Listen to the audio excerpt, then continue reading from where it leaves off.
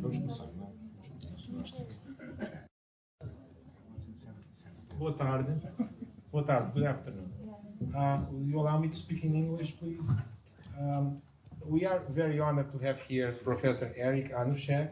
He's having coffee as in the flyer that was distributed. We are all having coffee. This is a very relaxed meeting. We want this to be a very relaxed meeting. So we want you to have coffee, to go back there, help yourself with further coffee, with King's cake, which should be properly translated as Magi's cake, because today is Dia de Reis, Magi's Day. So appropriately it's there. Go back and forth, interrupt. Is that possible? Well, that's quite interrupt, ask questions, raise questions, and thank you everybody to have come here. Our purpose with this meeting and with further meetings that we are going to have here is to know ourselves. So know ourselves, the people who work here in this great park and who don't know themselves that well. But we have here many people from great corporations here in the park. We are very honored to have you all here.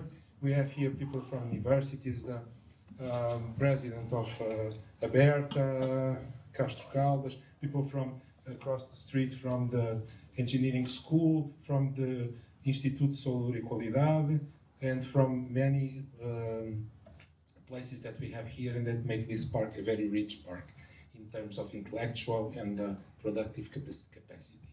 So this is just a way for us to meet, but what a great way that we have today is to start with the Professor Hanushek, who is one of the leading economists in the field of economy of education. I would say the leading field, the leading economist in the field. So it's very, very nice to have him here, and thank you very much for coming and to agree to make a presentation in this non-academic environment, so very relaxed environment. And so we are planning this to start now. It's going to start now and to last until 6:15, 6:30. So we don't want this to be exactly a conference. But of course, we are not turning off the lights, we are not chasing away anybody, so we'll stay here until you're free. And please feel free to raise questions, to make comments, to help yourself with further coffee. Come back, raise, go there, come back. This is just having coffee with Eric Hanushek. So thank you very much. The way this is going to work is as follows. Professor Hanushek is going to give a short presentation. We have here, he has here some tables, and then the Professor Tribolet and Professor Luís Cabral. Probably you all know Professor Tribolet, but maybe you don't know Luís Cabral exactly in person because he lives in New York. He is a leading Portuguese economist in New York. It's an honor for us that he has been now in charge of building a new business school in New York, the US Business School in New York. And they are going to raise some questions, introduce the problem, and we would like to relate what's going to be discussed here with our situation. What impact has education on our corporations, our the way we work? What can we do for that? How can we react? How can we perceive this reality we have? And so on. And just have a good time as well. Thank you very much. Well, thank you for having me. And it is right, if you have any questions, just interrupt. I'm very comfortable with that. I'm glad to be an excuse for you all to get together. I hope I don't intrude too much on your getting together with each other. Let me explain a little bit about my background, and I'll tell you how I wandered into the presentation that I'm going to give at the very beginning here. I went to graduate school at MIT in economics, and when I was writing a thesis, became interested in some issues of U.S. education policy, because there was a large report that basically said schools don't have any impact on kids. They don't make any difference. The only thing that matters is the family. That struck me as crazy. If that were true, why would we invest so much in our schools? But it didn't seem right. And I've spent much of the time since graduate school trying to both understand what does influence students' achievement and what's right and wrong about that statement that got me into it. But a little while ago, I got into a topic that I think is more interesting to people outside of the United States. That it wasn't just how do kids in Texas learn to do arithmetic, but it was how does education relate to economic conditions, and in particular economic growth of countries. And I wandered into this topic and have become convinced that it is so important that I try to talk to every group in the United States and around on this very topic. What I'm going to do is show you a few pictures that try to relate education to economic growth, and then to summarize what it would mean for Portugal if you in fact had more achievement out of your students, if your schools produced better education. So the starting point of this is that maybe 20 years ago, economists rediscovered the idea that economic growth is important. Economists had forgotten about that. They had gotten so involved in questions about the business cycle and unemployment next year that they'd forgotten about the fact that it's the rate of long-term growth that really determines how well off a nation is. Economists, did a lot of work 10 years ago, in the last 10 to 20 years, trying to identify the factors that affect growth.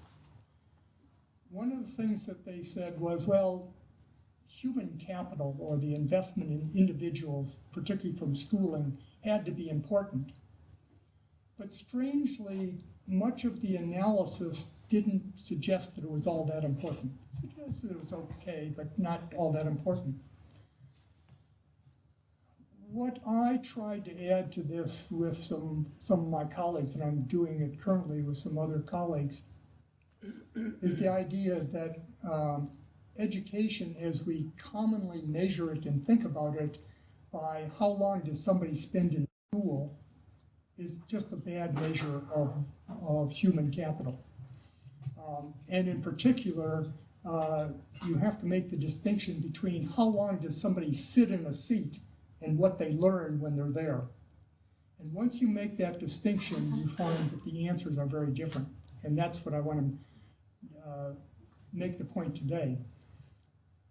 I suspect most of you know about the PISA scores, the international test of achievement in math and science and in reading. And they just recently, another set came out, and Portugal did better than this last time than it had in the past. But that still doesn't put Portugal at the average for the developed countries, for the OECD countries. The US is, by the way, very close to Portugal on these scores. And in the US, the reaction to these tests is to say, well, these tests don't really mean anything. It's okay if we didn't do badly, if we didn't do well, because the tests don't mean anything. So the first message is they mean a lot. And I want to show you just a couple pictures to do that. What I've done with, most recently, Ludger Woosman, who's a professor at the University of Munich, is to put together all of the test score data that we have, not just the PISA scores that you know about, but earlier tests of math and science, that give us a way to compare people around the world. So we can walk around the world and say, how much do students know in one part or another? And the idea here is that these tests give a good measure of what the quality of the workforce will look like later. And we can try to relate performance on these tests to economic outcomes. So let me see if I can do this easily. Here's the picture. This simple picture tells most of the story I'm going to tell. What this is along the horizontal axis, it says conditional test scores. I'll come back to that in a minute. But think of this as test scores on PISA scores in some way. And the vertical axis is growth rates. And for most of you, I think you know, the economists really know, that differences in growth rates are really important over long periods of time. That's why some nations are much richer than others, because they have different growth rates. What a lot of people don't know is that if you look within Europe or within the developed countries of the OECD, there are huge differences in growth rates over long periods of time within the OECD. And that's been a mystery to many people of why that is. We're going to explain it all with this. Now, let me explain before I go on what conditional means. This is basically a statistical relationship between test scores and growth rates after I allow for the starting income level of the country. If you start behind, it's easier to grow fast because all you have to do is copy what everybody else is doing. If you start ahead, you've got to invent new things, and that's more difficult. So that growth is generally faster for countries that start a bit behind. But after you allow for that difference, what you see is that the countries here pretty much fall on a straight line. They're pretty close to this line, starting with Peru and South Africa and the Philippines on the bottom, and Singapore and Taiwan and Korea up near the top. But everybody is sort of on a straight line. This explains a huge portion of differences in growth rates, and it also answers the question of why the previous analysis didn't work. Let me just show you that quickly. This is a picture that's the same picture, except instead of test scores and what people know, it's got years of education on the